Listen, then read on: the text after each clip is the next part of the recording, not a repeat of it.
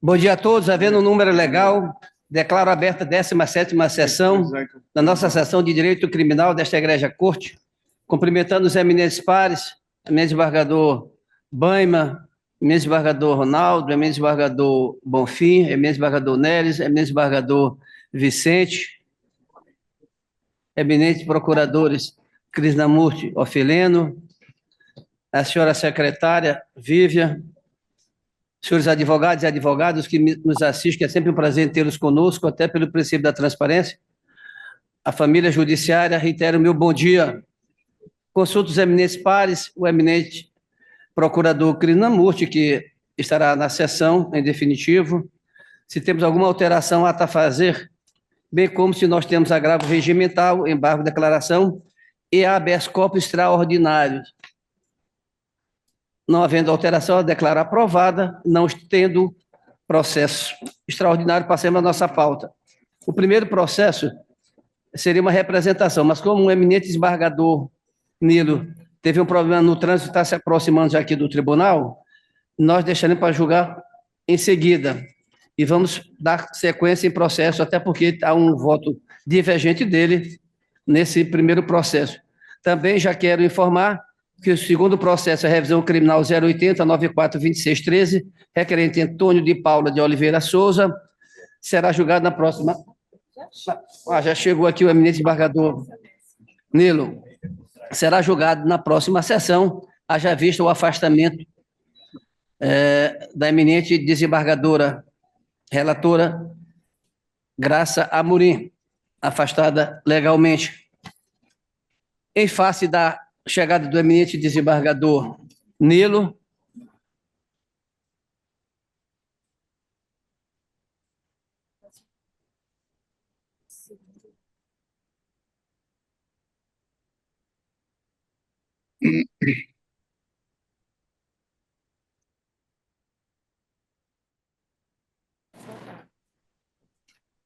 bom, eu verifico aqui que no segundo processo já é processo em julgamento. Então, acredito que só falta votar o eminente desembargador, a não ser que o voto de Vossa Excelência vai ser divergente. Então, fica adiado exatamente para que a eminente relatora possa seguir ou manter o seu posicionamento. O eminente desembargador Ronaldo, voto visto, já nos informa que o voto é divergente com de Sua Excelência, relatora do processo. Portanto, mas seria motivo suficiente para nós aguardarmos, até porque ela pode aderir ao voto de Vossa Excelência, ou vice-versa. Passaremos ao primeiro processo, representação. Agradeço a presença do eminente desembargador Nilo. Representação para perda de graduação, 080 455338, representante secretário de Segurança do Estado do Maranhão, procurador doutor Mário José Lima Escórcio, representado Hilton Nogueira Júnior, tenente-coronel advogado doutor Mauro Henrique Ferreira Gonçalves Silva, relator eminente desembargador Ronaldo Maciel, procurador doutor Danilo de Castro, hoje representado pelo doutor Filena, adiado em virtude de solicitação ao secretário de Segurança Pública informações acerca da atual situação funcional do representado. Com a palavra, o eminente relator. Obrigado, senhor presidente. Cumprimentando Vossa Excelência, os eminentes pares, desembargador Vicente, desembargador Bonfim, desembargador Banho, desembargador Nilo, desembargador Neres, o senhor procurador, doutor Ofileno, meu querido amigo. Trabalhamos muito tempo na vara de organização criminosa, e doutor Krishnamurti, e a todos aqueles, senhores advogados, todos aqueles que nos ouvem pela rede de computador. Presidente, como Vossa Excelência bem informou, esse processo da minha relatoria, após o julgamento, após o proferimento do meu voto, sendo acompanhado pela desembargadora Graça, desembargador Bonfim, Vossa Excelência, houve um pedido de vista do desembargador Nilo, que foi com voto divergente, e na sessão pretérita nós acordamos no sentido de provocar, de provocar o secretário de Segurança para que informasse uma possível perda do objeto, tendo em vista que havia sido homologado o pedido feito pelo representado para ir para a reserva. E o ofício que eu recebi, senhor presidente, é o seguinte: senhor desembargador, acusando o recebimento do expediente no qual me é solicitada informação sobre a situação funcional do tenente-coronel Wilton Nogueira Júnior, do Corpo de Bombeiro Militar do Estado do Maranhão, que figura como representado nos autos da representação para a perda de graduação número 080 45 53 38 2022, em julgamento perante este egrégio Tribunal de Justiça, informo-lhe que ele foi transferido para a reserva remunerada no dia 7 de agosto de 2024, por meio de ato da senhora presidente do Instituto de Previdência do Estado do Maranhão, IPREV. Para ilustrar, encaminho-lhe anexo, cópia da publicação do ato na imprensa oficial, Diário Oficial do Estado, edição do Poder Executivo, número 150, página 11. Assim como o feito já se encontra sob o julgamento, cabe a esta egrégia corte apreciar o fato superveniente, a parêntese, transferência para a reserva remunerada, fecho parêntese, e sopesá-lo como entender pertinente no exercício de sua competência constitucional, sendo que ocorre para o momento, findo, reiterando os meus protestos de apreço e consideração, atenciosamente, Maurício Ribeiro Martins. Então, senhor presidente, a única informação que veio é que nós já sabíamos que foi para a reserva, e aqui eu quero fazer uma retificação, não só a Vossa Excelência, mas aos eminentes pares, no julgamento da sessão passada, salvo do ano passado, no retrasado, eu teria dito que o representado pediu para ir para a reserva quando já estava em julgamento. Não é verdade. Eu fui verificar, presidente, e aqui eu retifico, pedindo escusas a Vossa Excelência, nós pautamos esse julgamento por uma sessão e não pôde. Então, quando foi adiada para outro, sem que ele soubesse qualquer que fosse o voto, eu tinha dito que foi depois dos 4 votos que ele teria pedido. Não foi. Foi nesse interregno entre... já estava pautado para julgamento, mas ele não sabia de nenhum voto. Presidente, eu confesso que eu pesquisei na legislação da Polícia Militar, até me socorri do Coronel Alexandre, não me socorri da Coronel Faridel, porque eu não tenho telefone, e não encontrei nenhum dispositivo que pudesse proibir que ele, nesse período, pudesse pedir para ir para a reserva. Eu não encontrei. Eu sei que nós temos no servidor público, por exemplo, o servidor público, durante o processo de sindicância, no processo de um padre, por exemplo, ele não pode pedir para ir. Mas no caso dele, eu fui observar, presidente, ele tinha sido absolvido na comissão de sindicância, o parecer do Ministério Público tinha sido pelo arquivamento dos autos, mas como são esferas independentes, a administrativa, houve o pedido. Então, com a aquiescência daqueles que me acompanharam no voto, e eu quero aqui discutir, eu estou trazendo para discussão, eu não tenho posicionamento formado, discuti isso muito com minha assessoria, e o ofício não nos deu muita luz. Se a corte entender que houve a perda do objeto, para que ele vá para a reserva, eu me curvo ao entendimento da corte, e a gente pode reconhecer... Esse era exatamente o questionamento que eu ia fazer a Vossa Excelência. Seria no tocante se esse pedido de reforma teria ocorrido já com o processo em tramitação do julgamento ou pautado. Porque nós sabemos que processo pautado é aquele que todo mundo já toma conhecimento, e, portanto, inclusive, nós, relatores, não podemos nem retirar, salvo deliberação do órgão maior, que é o órgão especial, ou dos órgãos fracionários, que independentemente da vontade do relator. Até, presidente, eu até digo o seguinte, se não seria, isso aqui eu estou trazendo para nós discutirmos. Sim. Para nós discutirmos, eu confesso que eu cheguei na sessão sem opinião formada, no sentido de continuar com o meu voto ou não, sem opinião formada. Eu vim pensando muito, inclusive no carro, sobre esse processo. Ele, na minha opinião, ele fez aquilo mesmo, mas foi para a reserva, e deve ter feito coisas boas também para a Polícia Militar. E tem mais, não seria vamos dizer assim, uma renúncia, ou pelo menos uma advertência, uma desistência tácita dessa representação, na medida que a própria administração pública, que representou pela perda do oficialato, permite que ele vá para a reserva durante a tramitação do processo? Eu confesso que eu não sei, eu gostaria de ouvir o eminentes pares e me curvo ao entendimento da maioria. Quer me parecer que poderíamos ir pela questão da perda do objeto, presidente, mas eu me curvo ao entendimento... Então, Vossa Excelência, já diante dessa informação trazida pelo senhor secretário, Você já se manifesta, inclusive com a retificação de que Depois ocorrer da assim. discussão, eu posso até modificar a opinião, Mas a priori, Vossa Excelência já votaria pela perda de objeto. O eminente desembargador Nilo, com a palavra. Senhor presidente. Bom dia, presidente. Qual é a posição do Ministério Público em relação a isso? Eu vou só a manifestação. Eu já pedi o arquivamento. A manifestação pelo arquivamento. Diante do ato de reserva. Não. Neste processo, desembargador Vicente, ele já pediu o arquivamento contrariamente à posição do eminente relator. O meu voto é no sentido do parecer ministerial. Perda de objeto. Não. O Pelo arquivamento diante da ausência dos requisitos, né, formais para a decretação da perda da patente. Presidente, senhores, muito bom dia, meus caros colegas. Bom dia. Advogados. Eu tive observando também essa questão desde o dia em que se mencionou o fato de que o representado teria solicitado ou ido para a reserva, né?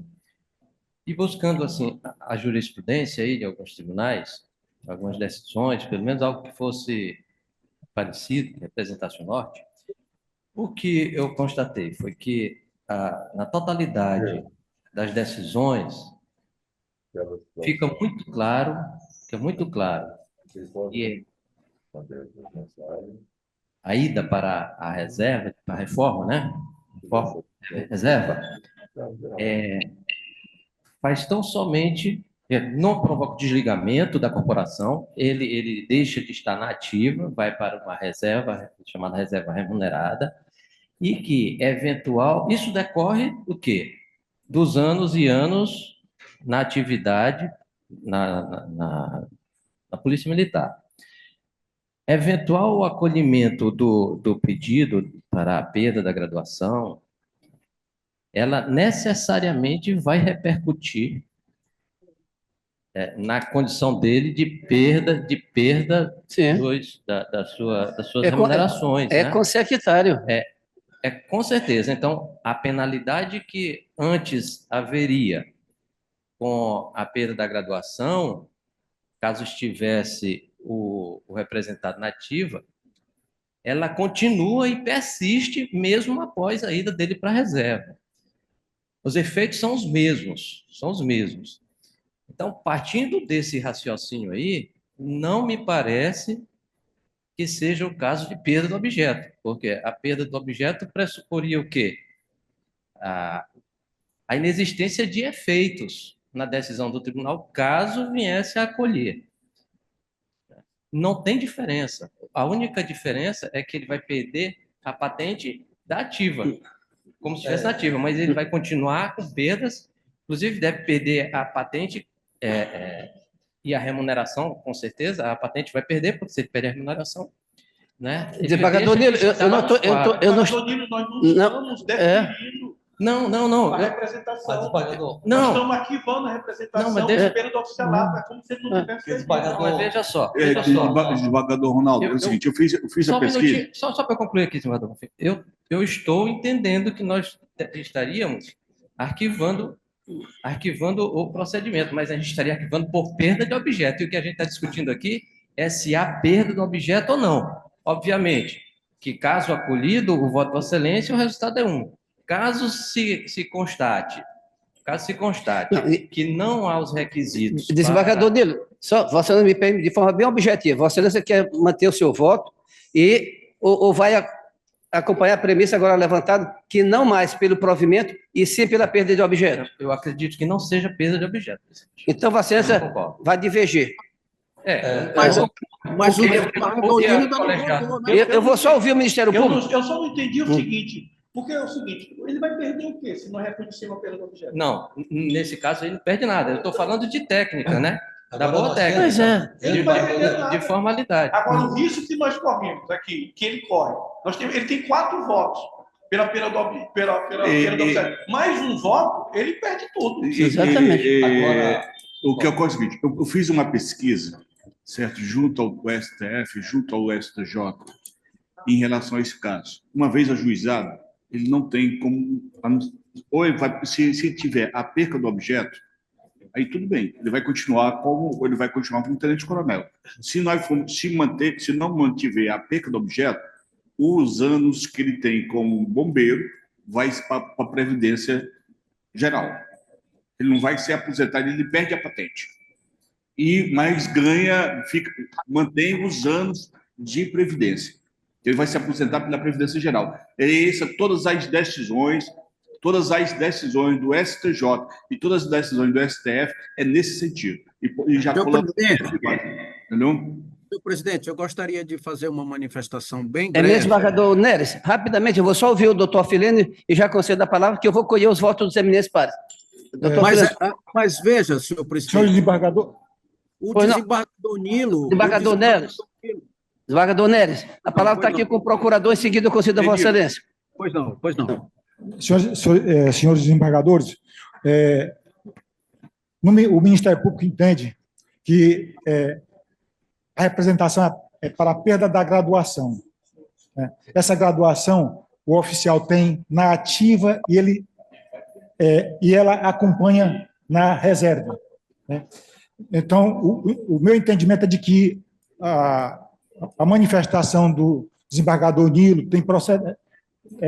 procede, porque... Não, o que eu pergunto para Vossa Excelência é porque houve uma modificação do voto do eminente relator, que a princípio era pelo provimento com perda. Ele agora entende de que, diante da sua ida para a reserva, apenas com o processo pautado, ele estaria trazendo uma nova versão, ou seja, perda do objeto deste recurso. Senhor presidente. Se o Ministério Público vai manter o seu parecer no sentido de arquivamento ou se será perda do objeto.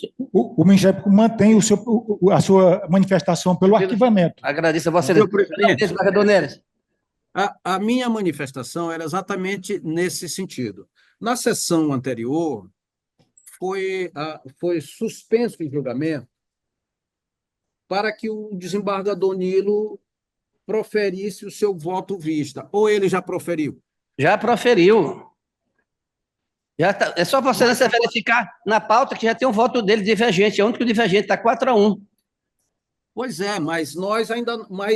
por exemplo, está 4-1, mas está faltando colher os outros votos de quem ainda não se manifestou e que aguardou o voto vista do desembargador. Sim, que é Vossa Excelência e o desembargador Vicente. É por isso mas diante dessa posição do desembargador Ronaldo, eu vou ter que consultar todo mundo agora. Presidente, só mais uma coisa. Esse ofício do secretário em nenhum momento ratifica a representação.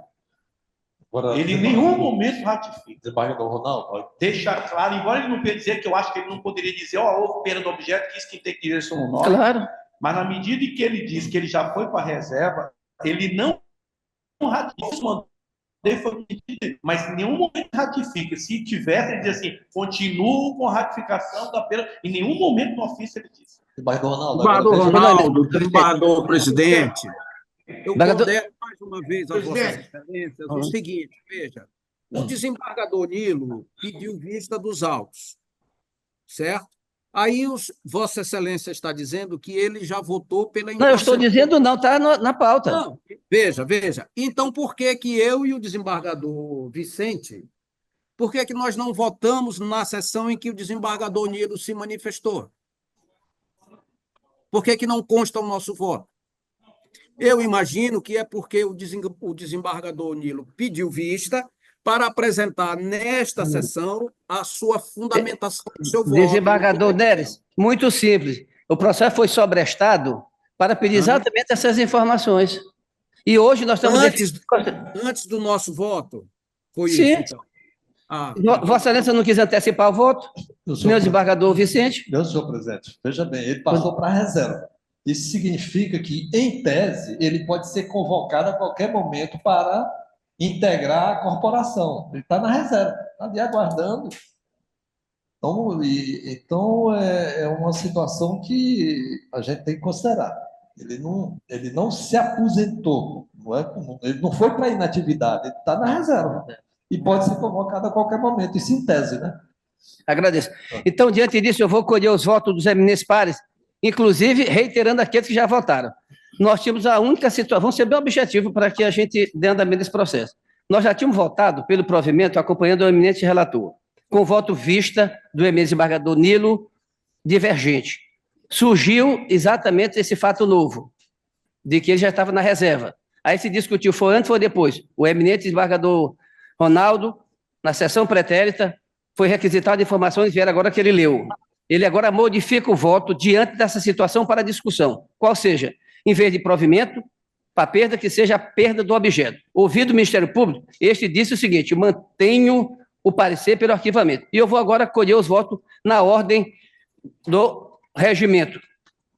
Como vota o eminente desembargador Nilo? Mantendo o seu voto.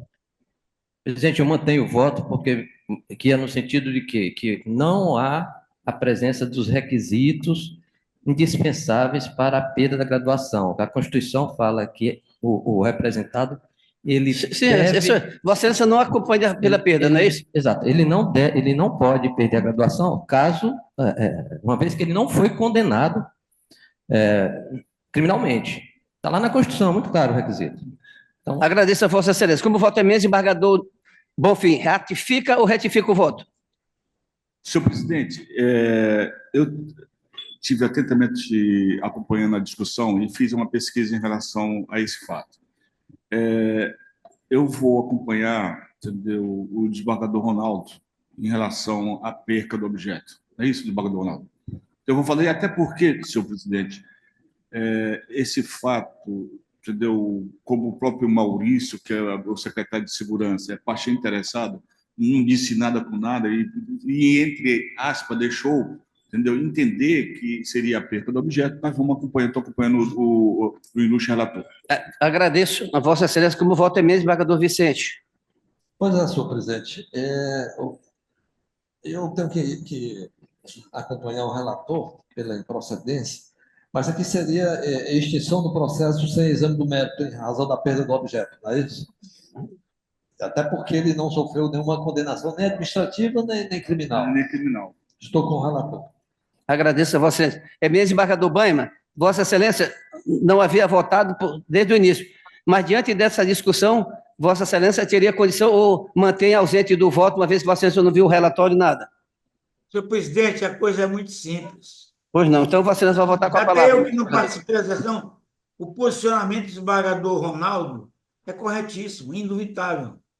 Eu o acompanho. Agradeço a Vossa Excelência. Como voto eminente desembargador Neres.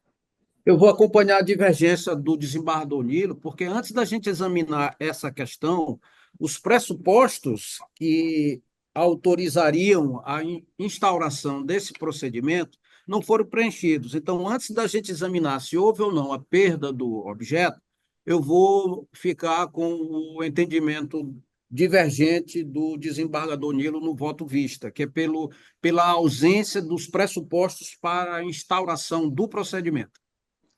Então, Vossa Excelência é pelo provimento, de acordo com...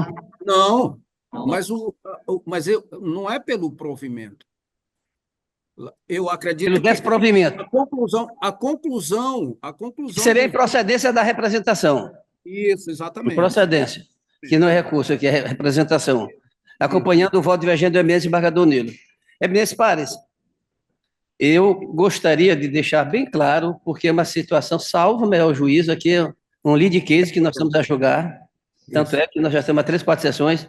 Eu entendo que processo pautado e administrativamente venha a ocorrer uma reserva no caso do funcionário público, e esse nós temos tanto pela Lei 6.107, quanto também pela legislação federal, a necessidade de que, instaurado, ele aguarde o julgamento sob pena de que não poderia ser aposentado, somente após a conclusão do julgamento daquele PAD, que é o processo administrativo.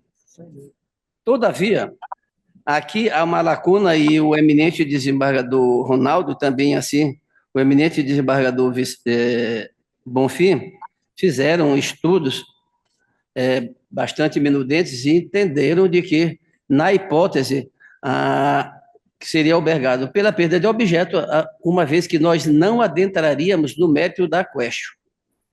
Eu aqui penso aqui, diferentemente, mas de que essa matéria deveria ser enfrentada não vejo perda de objeto, processo pautado, e aqui eu também não quero ser leviano com o representado dizendo que ele tem usado esse artifício, mas processo pautado, nem o relator pode retirar. Inclusive, quando há pedido de desistência, ele não pode fazê-lo individualmente, monocraticamente, ele tem que trazer para o pleno ou então o órgão fracional que está a julgar.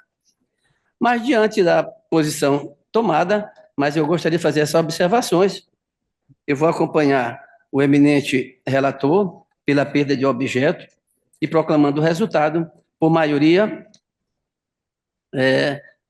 entendeu esta sessão de direito criminal pela perda do objeto da representação, enquanto os eminentes desembargadores Nilo e Neres votaram pela improcedência. É o resultado mantido o parecer pelo arquivamento. Agradeço a presença do eminente procurador doutor Afileno, passará a compor a sessão de direito criminal como representante do órgão do parquê, o eminente procurador doutor Cris Narmute. Muito obrigado, doutor Afileno. Um bom dia. Aproveito também já para fazer, haveria até sustentação, os processos que também, diante da ausência justificada do eminente desembargador Samuel. O terceiro é a revisão criminal 0838 de 22. Não, o terceiro não. O quinto, revisão criminal 081 33 59 91, requerente Oséias de Souza Campos, em virtude da ausência justificada do eminente relator, desembargador Samuel. Adiado também. O segundo, o quinto, agora o oitavo, revisão criminal 081 7373 21, requerente o Enes Carlos de Oliveira, de Souza Oliveira, em virtude da ausência justificada da eminente revisora, desembargadora Graça Morim. E o nono, revisão criminal 081 1196 41, em virtude da ausência justificada do eminente desembargador, relator Samuel. Voltando agora à nossa ordem cronológica dos processos que serão julgados. Terceiro processo da pauta. Revisão criminal 080 38 22 71, requerente Moacir Adriano Lobato Melo, advogado doutor Laurício Viegas da Silva, relator eminente desembargador Neres, revisor eminente desembargador Baima, procuradora eminente doutora Domingues Frois, foi retirado de julgamento para a sessão virtual para sustentação. Com a palavra o eminente relator. Excelência, nós teremos a sustentação oral nesse processo? A informação? O advogado não está presente, embora tenha pedido. E aqui, eminente pares, nós já tínhamos decidido que toda vez que ocorre esse fato, nós vamos... Alô? Estou presente, Excelência. Ah, mas o senhor estava presente, o senhor olha, eu preciso de ver. Perdão, Excelência, porque eu tinha acabado de ligar aqui o... O senhor não pode se tornar invisível, doutor, senão eu já ia... Com certeza, Excelência. Não socorre ao que toca, ali agradeço. Né, o eminente decano disse que é assim que se faz. Verdade, com certeza. Cumpridor do regimento. Agradeço a vossa excelência. Eminente desembargador Neres, haverá sustentação? O eminente advogado está presente. Com a palavra, vossa excelência. Pois não. Trata-se de revisão criminal proposta em favor de Moacir Adriano Lobato Melo contra a sentença condenatória transitada em julgado em 14 de setembro de 2011, proferida nos autos da ação penal número 18668/2005, pelo juízo da primeira vara do Tribunal do Júri da Comarca da Ilha de São Luís, que o condenou a pena de 10 anos e 10 meses de reclusão em regime fechado pelo crime previsto no artigo 121, parágrafo 2º, inciso 3 do Código Penal. Alega o requerente que a magistrada de origem utilizou fundamentação inidônea para valorar negativamente a culpabilidade e a conduta social na primeira fase da dosimetria da pena. Aduz que o juízo sentenciante incorreu em bis in idem, argumentando que o fato do agressor, ora revisionando, pertencer a grupo organizado, já fora analisado quando da conduta social. Por outro lado, o fato do número de agressores impossibilitar a defesa da vítima deveria ter sido analisado pelo Conselho de Sentença, não sendo uma qualificadora, qual seja recurso que dificultou ou tornou impossível a defesa da vítima, o que não aconteceu, o que não ocorreu. Requer, portanto, a procedência da presente revisão para que seja redimensionada a pena aplicada originariamente, diminuindo-a para 8 anos de reclusão. Instada a se manifestar, a Procuradoria opinou pela improcedência do pleito revisional. Inconformado com o parecer ministerial, a defesa apresentou uma espécie de contraparecer, pedindo que os autos retornassem à Procuradoria para a emissão de novo parecer no que foi indeferido. É o relatório, Excelência. Eu só não vi a parte final. Vossa Excelência deferiu? Indeferir. Ah, perfeito. E muito bem, até porque é impertinente. Indeferir. O eminente desembargador, revisor, desembargador Obama, de acordo? Está fechado o áudio de Vossa Excelência. De acordo com o relator, presidente. Agradeço a Vossa Excelência. Eu listo o advogado nome meu OAB para fim de registro. Vossa Excelência tem até 15 minutos para sustentação. Guilherme Costa Mendes, OAB-MA 22696. Muito obrigado. Com a palavra, Vossa Excelência. Bom dia, excelências. Bom dia, eminente desembargador Joaquim Figueiredo. Bom dia, aos seus eminentes pares. Bom dia aqui ao nobre representante do Ministério Público, aos servidores e demais colegas e pessoas que eventualmente estejam nos assistindo na rede mundial de computadores.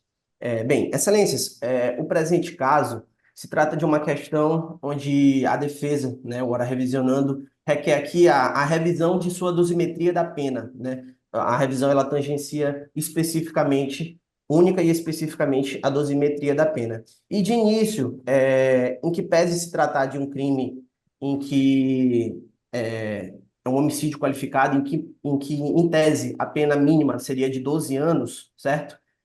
Aqui, em caso, o próprio juízo de base fixou a pena em 10 anos em 10 meses. Então, a súmula do STJ, a qual trata acerca dessa questão da pena mínima, ela já foi superada. Então, de início, já vos trago essa informação. Bem, excelências, na primeira fase da dosimetria da pena, o juízo de base, ele fixou a pena em 14 anos de reclusão. Todavia, houve aqui alguns erros no que tange a fundamentação utilizada pelo juízo de primeiro grau, certo? Só um minuto, excelências. Bem, aqui eu questiono, excelências, a culpabilidade e a conduta social.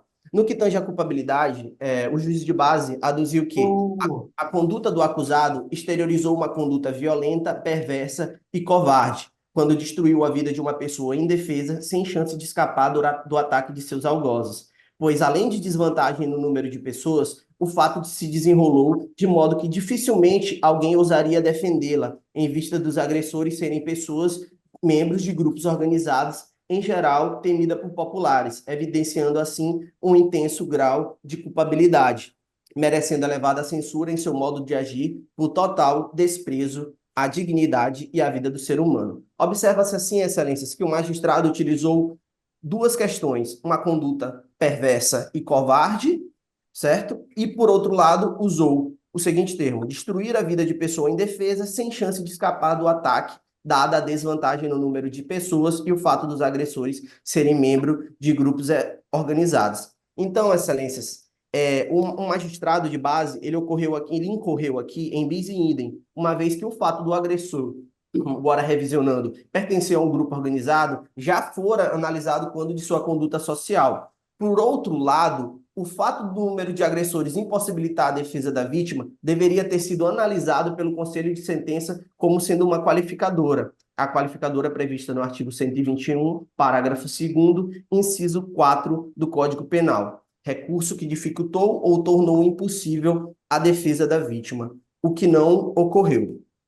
Excelências, com relação à segunda fase da dosimetria da pena, o juízo de base ele não reconheceu em favor do ora sentenciado a confissão espontânea ocorrida em juízo e apontada, frisa-se, na própria decisão de pronúncia.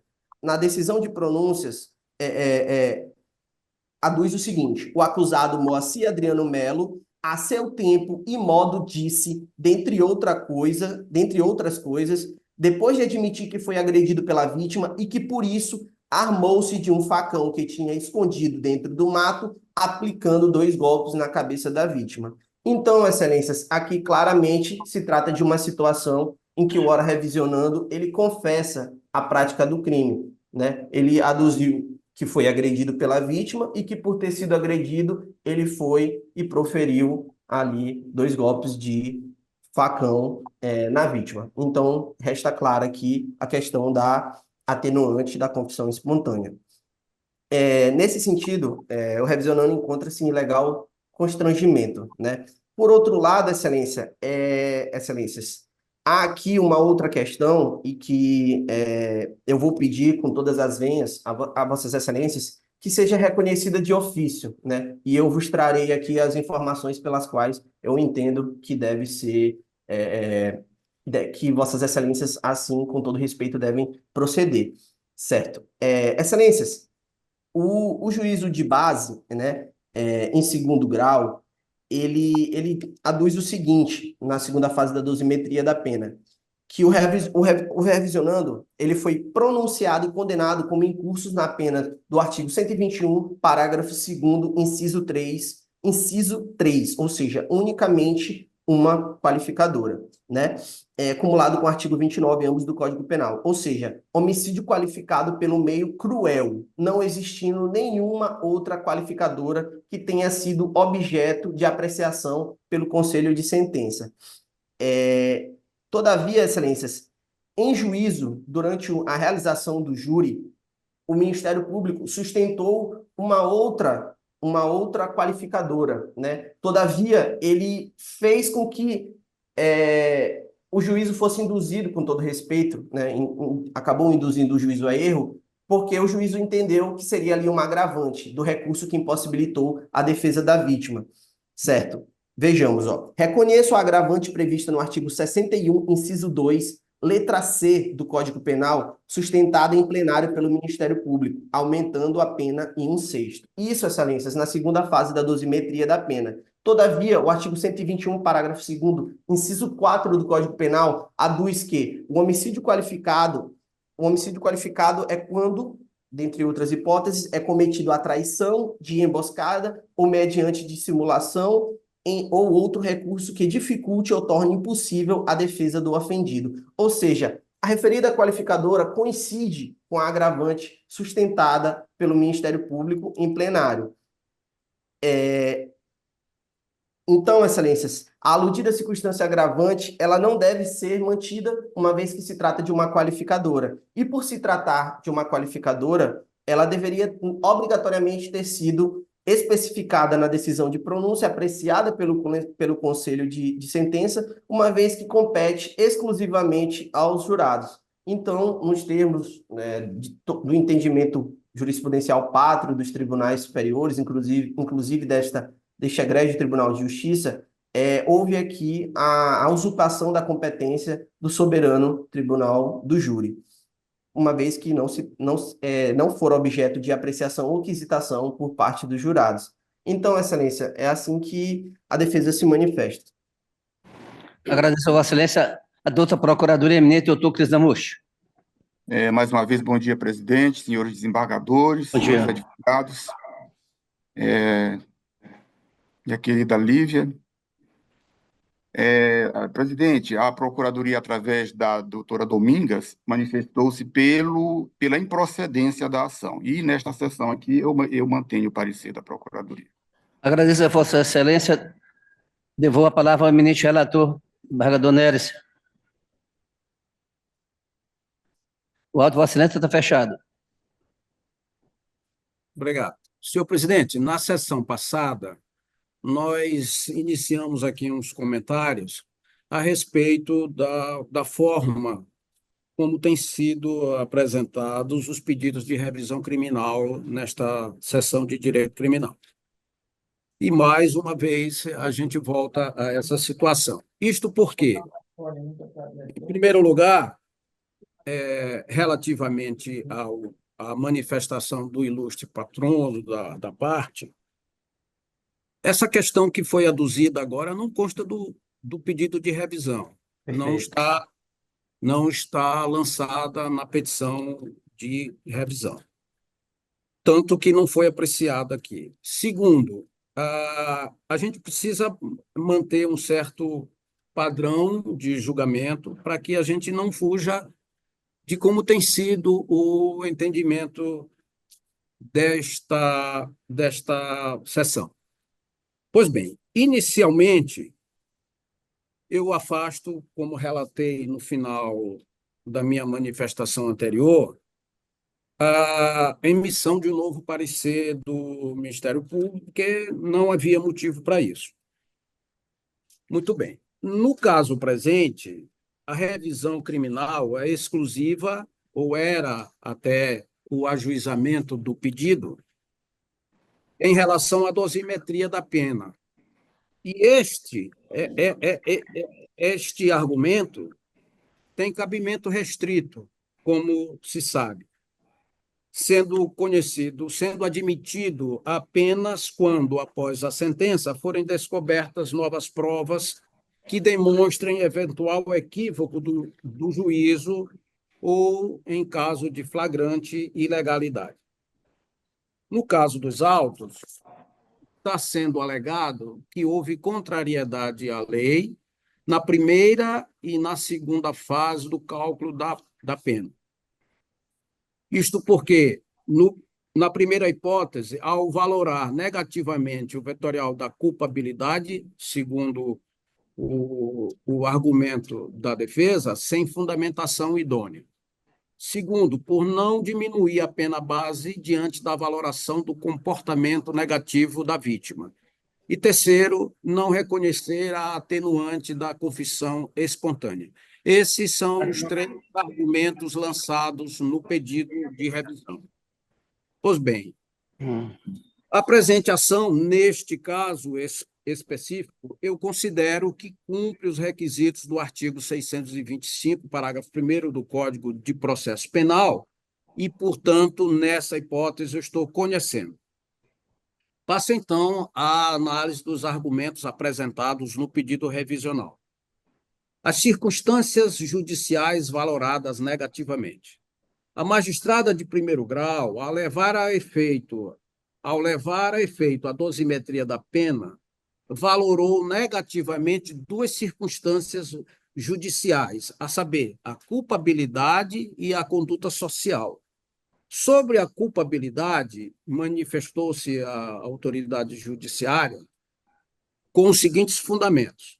Culpabilidade. A conduta do acusado exteriorizou uma conduta violenta, perversa e covarde, quando destruiu a vida de uma pessoa indefesa, sem chance de escapar ao ataque de seus algozes, pois, além da desvantagem no número de pessoas, o fato se desenrolou de modo que dificilmente alguém ousaria defendê-la, em vista dos agressores serem pessoas, membros de grupos organizados, em geral, temida por populares, evidenciando, assim, um intenso grau de culpabilidade, merecendo elevada censura em seu modo de agir por total desprezo à dignidade e à vida do ser humano. A culpabilidade constante do artigo 59 do Código Penal está relacionada com o grau de reprovação que o crime e o seu autor merecem, não se confundindo que é aquela que compõe o conceito do delito, devendo ser entendida como um plus de reprovação da conduta do agente, que deverá contar com fundamentação concreta, idônea e individualizada. No caso concreto, o principal fator apto a aumentar a reprovabilidade da conduta fora o grau de descaso com a vida humana detectada na ação do revisionando, o qual, em concurso de pessoas, desferiu golpes de facão em regiões vitais da vítima, um verdadeiro cenário de horror. Verifica-se que o juiz Ocó ponderou essa circunstância com base no ato brutal praticado pelo agente, e não por algum recurso que tenha dificultado a defesa da vítima, ou pelo fato de ser integrante da organização criminosa, embora tenha mencionado isso em sua fundamentação, dizendo que dificilmente alguém ousaria defendê-la por serem os agressores pessoas de grupos organizados. Vê-se que a autoridade mencionou o fator desprezo à dignidade e à vida do ser humano, valorando negativamente a culpabilidade sobre a alegação de ter o recorrente agido com extrema violência. Essa circunstância evidencia o elevado grau de reprovabilidade da conduta delitiva. Logo, em que pese a negativação da circunstância judicial culpabilidade, vê-se que o argumento da defesa de que houve bis in idem com a incidência da qualificadora meio cruel não se sustenta, vê-se que as fundamentações são completamente diversas. Tem-se que a valoração negativa da circunstância culpabilidade, conforme dito, ocorreu em razão da reprovabilidade da conduta ter ultrapassado a normalidade do previsto no tipo, pois o recorrente demonstrou uma incontestável indignidade ao matar a vítima com extrema brutalidade. Verificou-se, portanto, conforme, repito, o acentuado grau de dolo do recorrente, demonstrado na violência com que foram aplicados os golpes de facão contra a vítima, fato este que implica numa maior rejeição de sua conduta. Logo, verifico não haver desproporcionalidade ou ilegalidade na exasperação da pena base pela magistrada de primeiro grau, pois o modus operandi empregado, espancamento, é fundamento que pode ser utilizado para justificar o incremento da sanção basilar quanto às circunstâncias do crime. E aí eu trago alguns argumentos jurisprudenciais sobre esse assunto. Quanto à conduta social, o juiz Ocó assim se pronunciou. Conduta social. Segundo elementos extraídos dos autos, o acusado integrava grupo organizado, gangue, o que, por si só, já demonstra sua conduta desajustada. A valoração da conduta social deve ser concretizada a partir de fatores relacionados ao convívio social, à esfera familiar e ao ambiente laboral do apenado, devendo-se adotar uma perspectiva de análise do comportamento do indivíduo em um panorama multidimensional e circunstancial. E aí eu trago uma jurisprudência inclusive da primeira Câmara Criminal, sobre esse assunto. Tem-se que as demais circunstâncias judiciais foram acertadamente neutralizadas, não merecendo reparos. No que tange à diminuição da pena base pela contribuição da vítima para a prática do crime, diz a defesa que o magistrado de base entendeu que a vítima contribuiu para a prática do crime. Todavia, não atenuou a pena base, mantendo-a em 14 anos em razão única e exclusivamente de haver duas circunstâncias judiciais negativadas, culpabilidade e conduta social, desrespeitando, assim, o entendimento jurisprudencial sobre o tema. Sem razão, contudo, observa-se que a meritíssima juíza, ao desvalorar duas circunstâncias, aumentou a pena base para cada uma delas, resultando em uma reprimenda de 16 anos. Posteriormente, ao reconhecer que a vítima teria concorrido para a prática do delito, diminuiu a pena também em 1/6, chegando ao total de 14 anos de reclusão. Logo, sem mais delongas, não prospera o argumento do revisionando de que a magistrada não teria diminuído a pena base ante a valoração positiva da circunstância relativa ao comportamento da vítima. No que diz respeito às circunstâncias, a incidência da atenuante da confissão, a defesa aduz que a magistrada não reconheceu em favor do sentenciado a confissão espontânea ocorrida em juízo e apontada na própria decisão de pronúncia. Durante a segunda fase da dosimetria da pena, a autoridade reconheceu duas atenuantes, quais sejam ser o agente menor de 21 anos, na data do fato, e cometido o crime sob a influência de violenta emoção provocada por ato injusto da vítima. Percebe-se que a magistrada não se pronunciou acerca da incidência ou não da atenuante relativa à confissão. Nesse ponto, insurge-se a defesa, alegando que deveria ser reconhecida a confissão, levando-se em consideração que, durante seu interrogatório, teria afirmado que aplicou golpes de facão em favor da vítima. Consta da sentença a seguinte passagem. O acusado, Moacir Adriano Lobato Melo, ao seu tempo e modo, disse, dentre outras coisas, depois de admitir que foi agredido pela vítima e que, por isso, armou-se de um facão, aplicando 2 golpes na cabeça da vítima. À frente, o acusado afirma que foram Jairo, Raimundo Nonato, Antônio e Márcio que agrediram a vítima. No caso em análise, percebe-se que o sentenciado confessou parcialmente o delito, apontando os demais corréus como responsáveis pela agressão à vítima fatal, mesmo afirmando que também agrediu a vítima.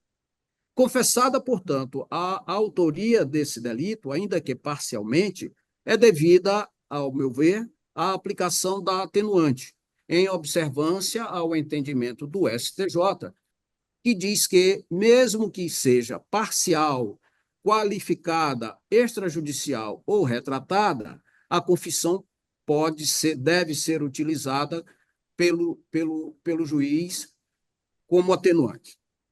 Assim, é necessário o reconhecimento da atenuante da confissão espontânea. Dessa forma, fixada a pena base em 14 anos de reclusão e diminuída em cada uma das atenuantes no patamar de 1/6, reconhecida a atenuante da confissão, reduz a pena intermediária para 8 anos, 1 mês e 7 dias de reclusão. Identificada a agravante do artigo 61, a linha C do Código Penal, aduzida em plenário, aumenta a pena em 1/6, resultando, portanto, em 9 anos, 5 meses e 13 dias de reclusão. Esse é o meu voto, senhor presidente, em desacordo com o parecer da Procuradoria. A parte final do voto, Vossa Excelência, ficou como? 9 anos, 5 meses e 13 dias de reclusão. Então, Vossa Excelência está reduzindo abaixo do mínimo, né? Presidente. Já estava abaixo do mínimo. Uma questão de ordem de Vossa Excelência continuar a votação. Uma questão de ordem, presidente. Pois não. A questão de ordem, presidente, que eu submeto, inclusive suscitando o nobre embargador Neres, é que eu creio que é caso de não conhecimento dessa revisão criminal. Eu vou explicar por quê, presidente. Falta de interesse de agir. Uma das condições da ação. Onde está a falta de interesse de agir? E aqui vai uma crítica construtiva ao juíza de base, nesses quase 34 anos de magistrado, sempre com jurisdição criminal, lecionei durante muito tempo e leciono ainda na Escola da Magistratura, dosimetria da pena, foi uma das piores dosimetrias que eu já vi na minha vida. E ela superou a súmula 231 do STJ, colocando a pena aquém do mínimo legal, súmula que semana passada, no dia 18 Exatamente, por isso que eu perguntei ao eminente relator. Foi ratificada na relatoria do ministro Azulay Neto, é o recurso especial 18.69.764, foi ratificada. Então, como é que, se nós aqui formos analisar essa dosimetria da pena, tem que vir até menos do que o desembargador Neves baixou.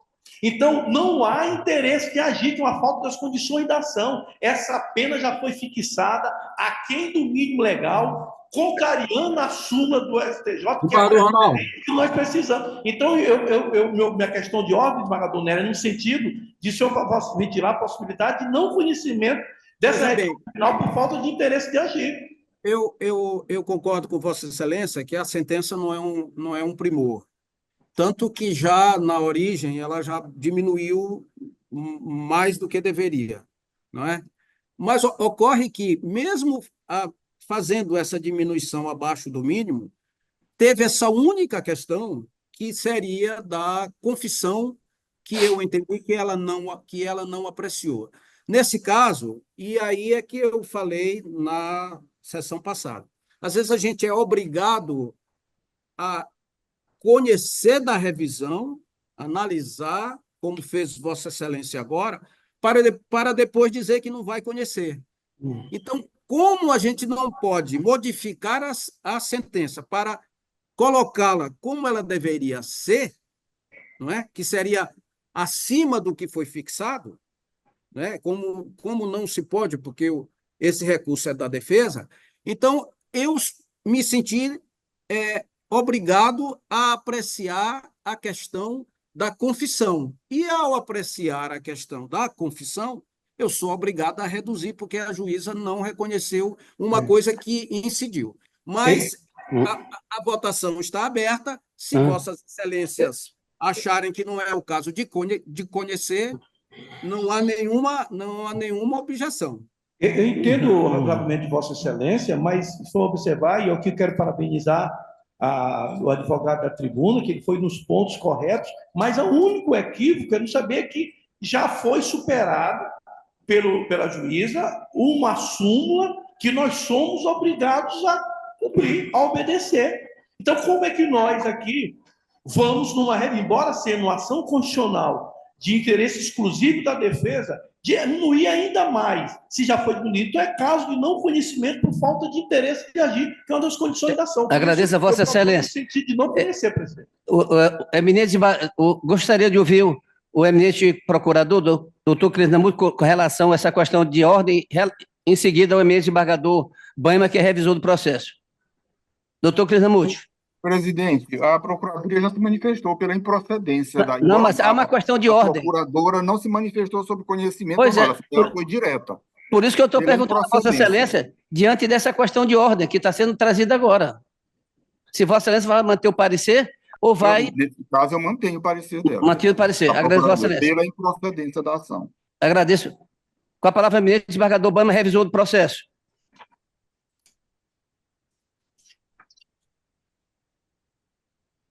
Presidente, mais uma vez, o desembargador Ronaldo traz uma clareza indiscutível. Já foi obedecido o critério. Não há mais legitimidade para agir. Daí porque eu acompanho o entendimento do voto divergente. Agradeço a Vossa Excelência. Eu, inclusive, havia anotado aqui a minha surpresa, e eu procurei muito aqui achando que eu estava errado.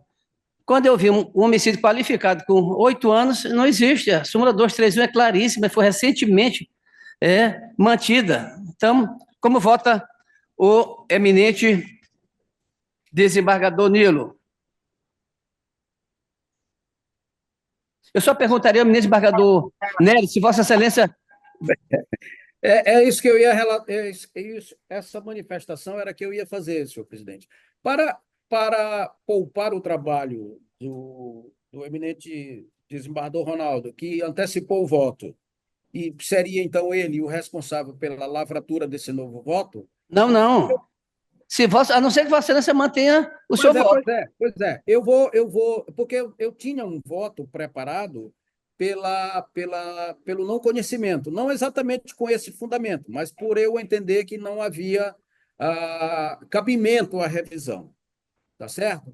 Mas, diante dessa circunstância trazida, dessa situação fática trazida pelo desembargador Ronaldo, fática e jurídica trazida por ele, eu vou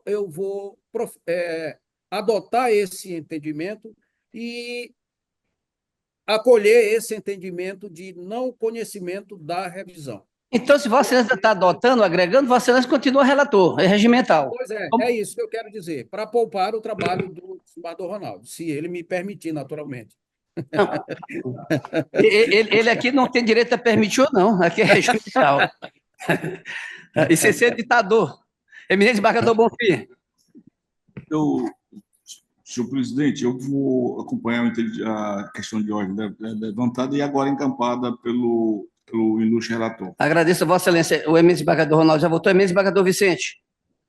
Mas não, senhor presidente, essas questões postas à discussão não podem ser objeto de exame em sede de revisão criminal, como bem aduziu a doutora Dominga Frois, porque essas questões não se enquadram nas previsões do artigo 621 do Código de Processo Penal, por isso eu sou pelo não conhecimento, pela inadmissibilidade da revisional. Mas Vossa Excelência acompanha o eminente relator que agora aderiu à questão de ordem?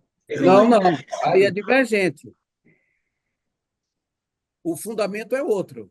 Sim, mas o desembargador Neres, aqui os fatores, né, não alteram o produto aqui, a ordem dos fatores aqui. Com outro fundamento, mas pelo não conhecimento que Vossa Excelência quer exatamente. Já tem quase uma hora que está esse bababá e não resolve nada. Não, mas foi resolvido já. Agora foi resolvido. Porque nós temos que ouvir, desembargador Baima, cada um de per si. Eu sei que você é paciente. Eu vou te contar. Aqui se remete os votos para que antes a cópia. Ninguém dá bola, vão ler tudinho, até a capa do processo. Pelo amor de Deus. Agradeço a Vossa Excelência. Eu também vou acompanhar o eminente desembargador Neres. Desembargador Nilo, então Vossa Excelência, desembargador Nilo. É porque eu sou paciente também. Se eu tivesse uma paciência um pouquinho menor, assim, então pode desembargador. Mas Vossa Excelência volta logo em seguida. Mas, pois não, com as minhas escusas. Não, presidente. O desembargador Baima disse, falam tanto que a gente termina, precisa ter paciência realmente. Eu vou acompanhar, sem problema, eu vou acompanhar o posicionamento. O relator, diante da adesão à posição e à questão de ordem manifestada pelo desembargador Ronaldo. Agradeço a Vossa Excelência. Eu aqui, até doutor Krishnamurti, eu acho que aqui é uma crítica construtiva, mas aqui deveria ter havido recurso, vamos dizer, habeas corpus, um embargo de declaração, e depois uma apelação, para que nós pudéssemos manifestar. Como aqui não se trata de recurso, e aqui não tem partes, é só uma ação com uma parte somente cabível ao revisionando, então nós não podemos aqui alterar a penação, e seria caso realmente de não conhecimento, não tem a menor dúvida. Proclamo o resultado, unanimemente nos termos do voto do eminente relator, em face da questão de ordem trazida pelo eminente desembargador Ronaldo. Presidente, só fazer mais um adendo. Vossa Excelência tem um minuto, porque o desembargador Baima disse que nós passamos 40 minutos. Se nós fôssemos conhecer dessa revisão criminal e os pontos colocados pela defesa, por isso que eu parabenizei, nós teríamos secundado. Porque houve aqui, e essa pena cairia, sabe para quanto? Para 8 anos. Exato. Ele é menor de 21 anos, era menor de 21 anos da data do fato. O prazo prescricional, esse prazo estava prescrito. E o crime, me desculpe o advogado, foi um crime bárbaro. Não, eu entendo, Excelência. Eu peço, inclusive, desculpas pela excelência, respeito o entendimento, fazendo o meu papel de defesa. Está bem, doutor Guilherme. Agradeço a Vossa Excelência, proclamando o resultado, unanimemente nos termos do voto do relator, em dissonância com o parecer ministerial.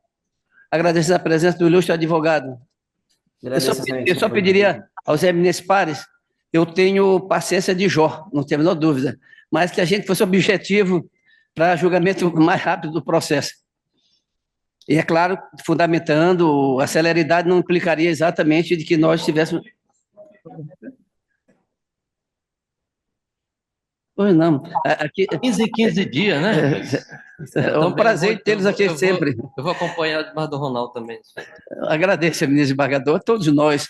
O quarto são embargos infringentes de nulidade 080-065-610, embargante Vadeilson Moraes Silva, advogados, doutor Antônio Aldair Pereira Nunes, embargado do Ministério Público, procuradora eminente doutora Domingas Frois, relator eminente desembargador Baima, revisor desembargador Joaquim Figueiredo, adiado por motivo justificado do eminente relator. Com a palavra, o eminente relator, nosso decano, desembargador Baima.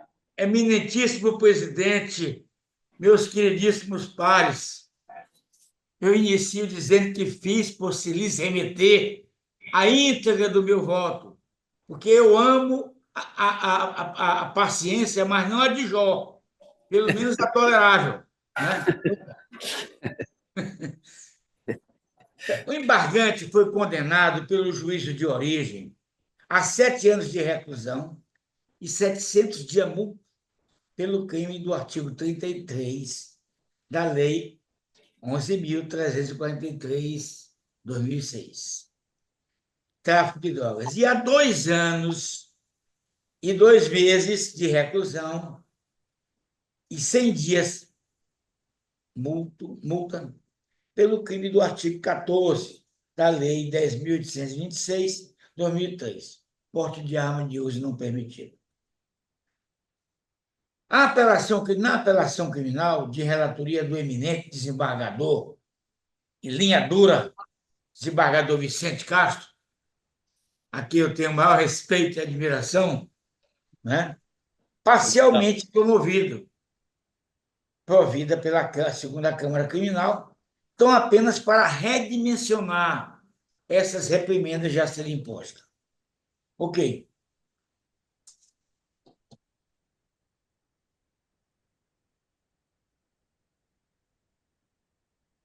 Nesta revisão, esses embargos infringentes, eles se originam justamente de uma divergência existente entre o posicionamento adotado pelo desembargador Ronaldo e o desembargador Vicente, em contraponto a isso, ao desembargador Gervásio, que afirma, né, que ele estaria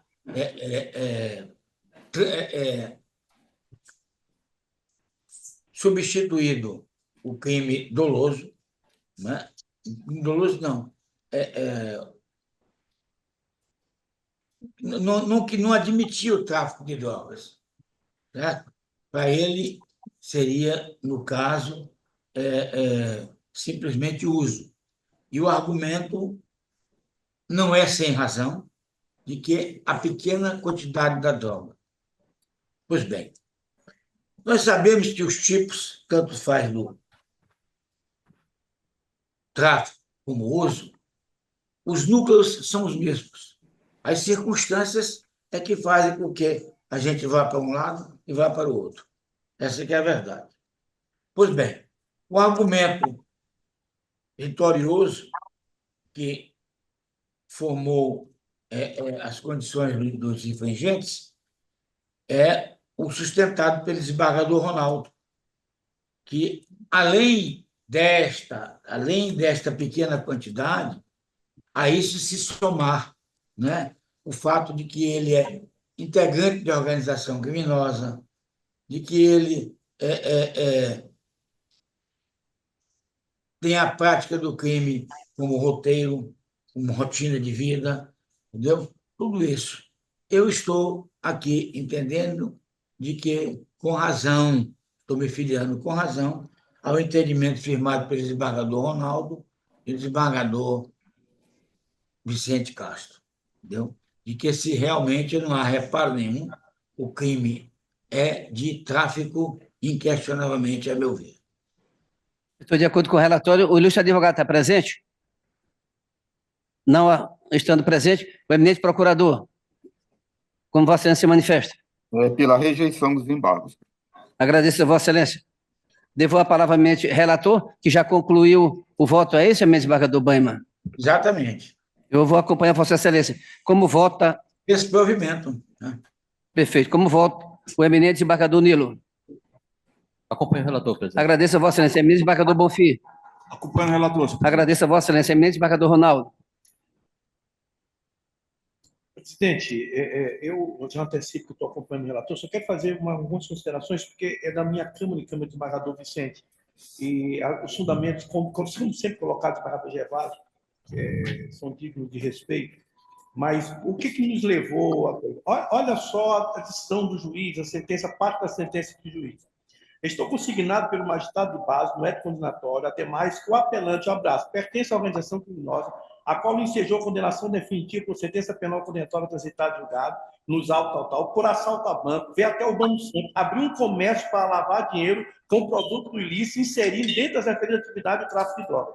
Além disso, presidente, quando ele foi preso em flagrante, a primeira informação que ele disse para a autoridade policial foi o seguinte: essa droga não é minha, foi a polícia que colocou dentro do carro. Se ele fosse usuário, ele teria dito, não, eu sou usuário. Ele teria dito, na fase judicial que ele modificou para dizer que era para consumo próprio. Então, senhor presidente, eu não tenho a menor dúvida. Isso aí está na sentença lá, mas aqui... Está na sentença. Exatamente. Está na sentença. Eu prefiro, viu, desembargador Joaquim? Até isso eu economizei. Perfeitamente. Mas é porque o eminente desembargador Ronaldo, seu conterrâneo, fala por Vossa Excelência também. Ele gosta de falar muito. Ele está com a procuração. Você tem que ter uma conversa com ele assim no seu auricular, depois da sessão. Presidente, inclusive, ele está com a procuração para ver se ele pacifica lá, que o cacete lá está andando, viu? Estou sabendo. Vossa Excelência tem aqui também, eminente desembargador Vicente. Com o relator. Agradeço a Vossa Excelência. Também, eminente desembargador Neres. Acompanhando. Agradeço a Vossa Excelência. Proclamo o resultado unanimemente sendo no voto do eminente relator e de acordo com o parecer. O sexto, revisão criminal 081-8209-91, requerente Nilson Costa Seba, advogado doutor Raimundo Jorge Gabina de Castro, relator eminente desembargador Ronaldo Maciel, revisor eminente desembargador Sebastião Bonfim, procurador eminente doutor... Presidente, eu sou o relator e ele é o revisor. Hein? Bom, eu estou lendo como está aqui na pauta. Erro da Lívia aí. O erro da Lívia, a presidência assume. Tá certo. Da secretaria. Relator eminente desembargador Sebastião Bonfim, revisor eminente desembargador Ronaldo Maciel. Retificado aqui o pregão, procurador eminente doutor Domingas Frois. O parecer pela improcedência, com a palavra o eminente relator desembargador Bonfim. Obrigado, senhor presidente. O advogado está presente? O ilustre advogado, consultei, não está presente. Senhor presidente, eu estou na mesma linha do Ministério Público, que ele fez, o advogado que estava na virtual, ele destacou, não está presente, eu vou ler sua emenda, pode ser? Agradeço a Vossa Excelência. Obrigado. Trata-se de revisão criminal com pedido de tutela antecipada promovido por Rios Costa Seba, com fundamento no artigo 621 do Diploma Processual Penal, que o condenou pela prática do delito previsto no artigo 217-A do Código Penal a pena de 14 anos em regime fechado. O cerne da controvérsia reside em determinar que restou configurada a deficiência da defesa técnica e o requerente durante a instrução processual penal, se houve cesseamento de defesa e contraditório no golpe da defesa, amplo, apto a anular o processo deste oferecimento da resposta à acusação. Assim, se diz que não está o defensor obrigado sempre a requerer a tese absolutória, por ter condições técnicas de avaliar qual a linha ofensiva e mais oportuna, conveniente a ser seguida, de modo que a presente situação não se figura sequer evidente e evidencia desídia. Conforme jurisprudência do STJ, prevalece a defesa técnica sobre a vontade do réu. É reconhecida quando há conflito de interesse, devendo ser demonstrado prejuízo concreto para anulação do processo que não ocorreu no presente caso. Pedido improcedente. É como voto, senhor presidente. Agradeço a Vossa Excelência. O eminente procurador Clisnamuto, mantido o parecer? Mantido, presidente, pela improcedência. Tá? Agradeço a Vossa Excelência. Eu consulto o eminente revisor, o eminente pares, estou de acordo com o eminente relator? De acordo. Agradeço a Vossa Excelência. Eu também proclamo o resultado unanimemente nos termos do voto do relator, de acordo com o parecer. Pela improcedência, o sétimo, revisão criminal 080-35-30-57, requerente Ricardo dos Santos Batista, advogado doutor Rodolfo Petenar Filho, e outro, relator eminente desembargador Ronaldo Maciel, revisor eminente desembargador, também está correto essa aqui, né? Eu acho que o equívoco está assim, porque na sexta, inclusive, está meu voto, que seria o sétimo. Mas na sétima está correto, né? Procurador eminente doutor Joaquim Carvalho, que é pelo desprovimento, eu preferia improcedência. Com a palavra, eminente relator. Presente. Pois não? É só estou avisando a Vossa Excelência que o doutor Rodolfo está presente na sessão, Excelência. O senhor fará sustentação? Sim, senhor, Excelência. Agradeço a Vossa Excelência. Haverá sustentação, eminente desembargador Ronaldo. Obrigado, senhor presidente. Trata-se de revisão criminal julgada por Ricardo dos Santos Batista, em face de sentença proferida pelo juiz da primeira vara criminal de Timon, que o condenou a pena de 13 anos de reclusão em regime fechado pela prática do crime capitulado no artigo 121, parágrafo 2º, incisos 2 e 4 do Código Penal. Aduz em síntese que, após o trânsito em julgado, fora constatado um erro na sentença atinente à dosimetria da pena e à aplicabilidade da legislação penal vigente. Isto porque é devida a desclassificação para o crime de homicídio culposo, nos termos do artigo 302 do Código de Trânsito Brasileiro, sobretudo por se encontrar na ocasião sem discernimento, estando com suas condições mentais alteradas por conta da bebida alcoólica, inexistindo a comprovação do dolo, até porque a discussão inicial não foi com a vítima, mas sim com Luiz Fernando, quem lhe jogou cerveja e iniciou a discussão. Quanto à dosimetria, alega que deveria ser aplicada a causa de diminuição da pena, prevista no artigo 65, terceiro A do Código Penal, pois toda a confusão ocorreu após ter sua honra abalada com as palavras proferidas durante a discussão, além de ter ocorrido bis e idem, utilizasse das qualificadoras como agravante e ainda ambos estavam conduzindo veículos em pé de igualdade, não havendo dificuldade de defesa da vítima. Pugna ao final pela desclassificação do crime de homicídio qualificado doloso para culposo em direção de veículo automotor e, subsidiariamente, pela modificação da dosimetria, parecer da Procuradoria-Geral de Justiça, da lavra do Procurador de Justiça Joaquim Henrique de Carvalho Lobato, pela improcedência da ação. Em petição nominada de, abro aspas, memoriais, a atual defesa constituída pelo requerente reitera os argumentos lançados na inicial, acrescentando a tese de desclassificação para o crime de homicídio culposo previsto no artigo 121, parágrafo 3º do Código Penal, ID 24, 27, 38 e 96. É inscrito o relatório, presidente. Agradeço a Vossa Excelência, eminente desembargador Bonfim, de acordo com o relatório? Sim, senhor presidente, de acordo com o relatório. Agradeço a Vossa Excelência. O ilustre advogado não me OAB para fim de registro. Vossa Excelência tem até 15 minutos para a sustentação. Eu estou apresentando a minha carteirinha da OAB, Excelências. Mas eu quero só para efeito de gravação. Que Vossa Excelência diga, por favor. Rodolfo Betena Filho, meu OAB é 115004, SP. Muito obrigado. Com a palavra, Vossa Excelência. Tem até 15 minutos. Tentarei ser mais breve possível. Primeiramente, bom dia a todos. Com muita honra que a defesa comparece nessa egrégia Corte de Justiça e acorre por Vossas Excelências, que tanto dignificam a magistratura do Estado do Maranhão, como também do ilustre representante do Ministério Público, que tanto dignifica o Ministério Público do Estado do Maranhão, os funcionários do Poder Judiciário, aproveitando para desejar a todos muita saúde e muito sucesso em seus trabalhos. Bom, o pleito recursal, ele se baseia em fatos novos, diferentes, um pouco diferentes, mas acrescentados do que já fora julgado pelo MM Juiz, que prolatou a sentença da comarca de Timon, a pena de 13 anos, e pelo julgamento da apelação criminal sobre o número 031-110-2019, por esse Tribunal de Justiça do Estado do Maranhão. Bom, inicialmente, verificou a sentença que, segundo o juiz, o réu teria agido dolosamente. Entretanto, numa decisão apertada de 4-3, existe a dúvida com relação ao dolo e ao dolo eventual. Por quê? Porque hoje, na nova legislação penal, no novo entendimento, o indúbio pro réu se atinge, ele é aplicado em todas as fases do processo, inclusive nos tribunais de júri, antes da pronúncia, após a pronúncia, e também em sede de revisão criminal. Então, o cerne da defesa aqui, eu não estou querendo desconsiderar a soberania do Conselho de Jurados, longe disso.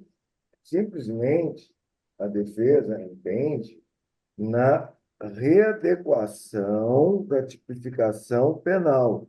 Por quê? Por uma decisão apertada do Conselho de Jurados de 4-3, pode ser que, possivelmente, a decisão dos jurados, a soberania da decisão dos jurados, pode, possivelmente, ter afrontado a prova dos autos, haja vista a decisão apertada do Conselho de Jurados. Então, o que a defesa postula nessa presente revisão é simplesmente fazer a adequação da tipificação correta do fato. Então, tem-se a defesa que não é caso de absolvição, não estou aqui, peço absolvição por dever de ofício, mas não é caso de absolvição, mas sim de readequação da tipificação penal como causa de redução de pena. Bom, a antiga defesa, né, que fez a revisão, depois eu entrei nela, já fundamentou exaustivamente, né, com vários julgados dos nossos tribunais, no sentido que o réu não teve dolo. E também no sentido da desclassificação do delito, nem o dolo eventual. Então, o que entende-se aqui, dando sequência à primeira revisão, né, feita pelo novo colega, no sentido da desclassificação para homicídio culposo, porque ela se adequa ao contexto, também se adequa ao contexto probatório, no sentido da dúvida do indúbio réu se ele teve ou não dolo, porque haja visto, com todo respeito, o ônus da prova de quem acusa. E a acusação também não comprovou que o réu teve dolo, e a decisão dos jurados foi apertada. Então, essa dúvida, se ele teve o dolo ou não, o dolo eventual, entendeu? No sentido da desclassificação para homicídio culposo, correto? Como também a desclassificação para o artigo 302 do Código de Trânsito Brasileiro, nesse sentido, então buscamos causa de redução de pena. E também com relação ao afastamento das qualificadoras. Entendo aqui também, Vossas Excelências, agora o que a nova defesa fez é também nesse sentido desclassificação do delito para a modalidade culposa e desclassificação 302 do CPP. E há também vários julgados nesse sentido, também do afastamento da qualificadora e também da desclassificação do 302 dos nossos augustos tribunais. Então, o que se postula é a desclassificação do delito, e acrescentei também, por memoriais apresentados ontem, a possível desclassificação para o artigo 129, terceiro, seria lesões corporais seguidas de morte, haja vista que não existiu, não se comprovou o dolo, até porque o réu relata os fatos, né, confessando, mas nega a intenção de matar, seja o dolo. Então, entende-se que também é possível a aplicação da circunstância atenuante, porque se ela foi aplicada pelos jurados para condená-lo, hoje a confissão espontânea também, embora parcial, caracteriza a circunstância atenuante da redução da pena para 12 anos, como compensando pela qualificadora, do artigo 65, terceiro do CP. Como sabiamente analisei, né, no profundo conhecimento de Vossas Excelências no primeiro julgamento dessa data dessa corte, que é possível a aplicação da circunstância atenuante, mesmo que parcial, por questão de isonomia. Juntei alguns julgados dos nossos tribunais também superiores, no sentido da redução das penas para o seu mínimo legal subsidiariamente, em último caso, para 12 anos. Então, como prometi ser breve, eu já finalizo aqui, trata-se de réu primário de bons antecedentes. E, mais uma vez, uma satisfação imensa estar presente a Vossas Excelências e muito obrigado pela atenção. Agradeço a Vossa Excelência. Com a palavra, o eminente procurador, doutor Cris Damurti. A Procuradoria se manifestou pela improcedência da presente revisão, presidente. Confirmado aqui nesta sessão. Agradeço a Vossa Excelência. Devolvo a palavra ao eminente relator. Vereador Ronaldo.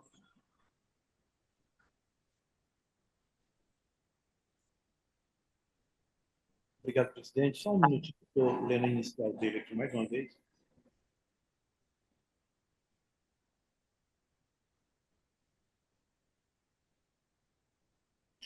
Presidente, eu parabenizo o nobre advogado pela sustentação oral, contribuindo com esta corte com o julgamento, mas eu estou antecipando, senhor presidente, que, em parcial acordo com a Procuradoria, eu não estou conhecendo na totalidade desta revisão criminal, eu não conheço a revisão criminal no que diz respeito à desclassificação do crime de homicídio doloso para modalidade culposa. E eu explico por quê, presidente. Aqui trata-se de duplo instrumento recursal. Porque esta matéria já foi ventilada.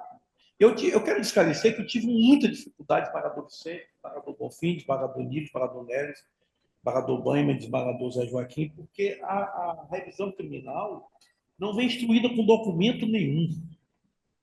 Nós tivemos que ir no processo do seu para ver algumas peças.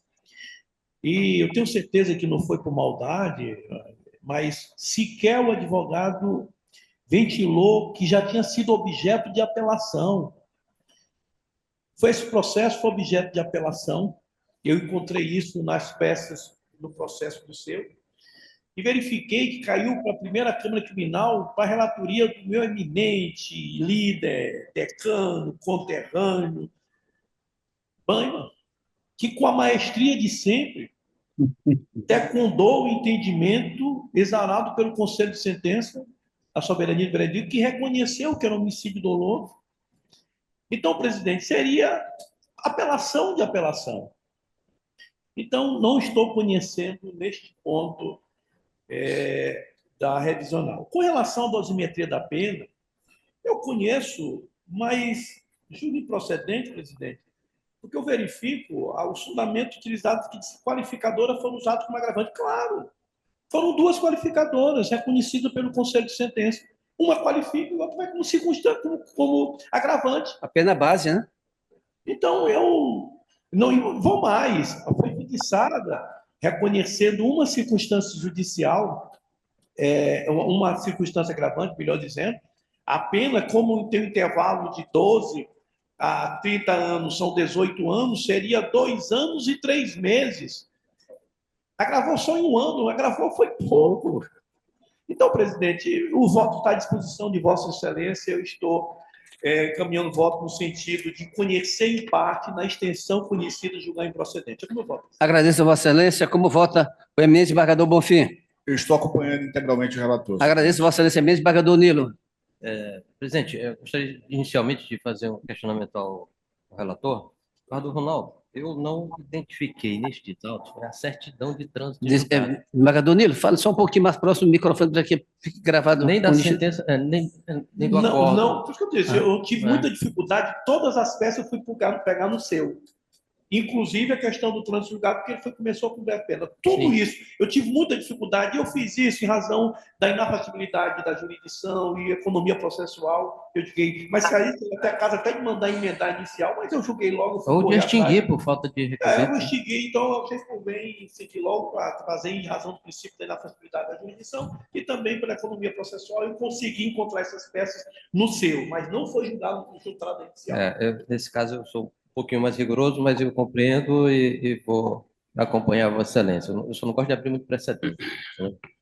Vossa Excelência está acompanhando o eminente relator. Como vota o eminente desembargador Vicente? Com o relator, senhor presidente. Agradeço Vossa Excelência. Como vota o eminente desembargador Banha? Querido decano. Gênero, número e grau com o relator. Agradeço Vossa Excelência, eminente desembargador Neres. Com o relator, Excelência. Agradeço a Vossa Excelência. Também vou acompanhar Vossa Excelência, mas eu não tenho a menor dúvida de que é caso de não conhecimento. Eu tenho aplicado, quando as partes não juntam documentação, antes eu já indeferia de plano. Hoje, pelo princípio da cooperação, que está no nosso código fluxo a ser denominado, eu dou um prazo. Não fez, é a questão do boto. Vossa Excelência sabe a questão do boto, desembargador Ronaldo? Nós não temos. O eminente desembargador já sabe. O banho já viu. O boto traz o náufrago por 3 vezes até a beira. Se ele volta, ele come, porque ele entende que está morto, né? Então, diante desse fato. Então, essa filosofia do boto, a botoniana, exatamente. Proclamando o resultado unânime nos termos do voto do eminente relator, de acordo com o parecer? Não, em desacordo com o parecer em parte. Parcial. Que seria pela improcedência, e aqui é procedência em parte somente com relação à dosimetria, conhecida, mas improcedente.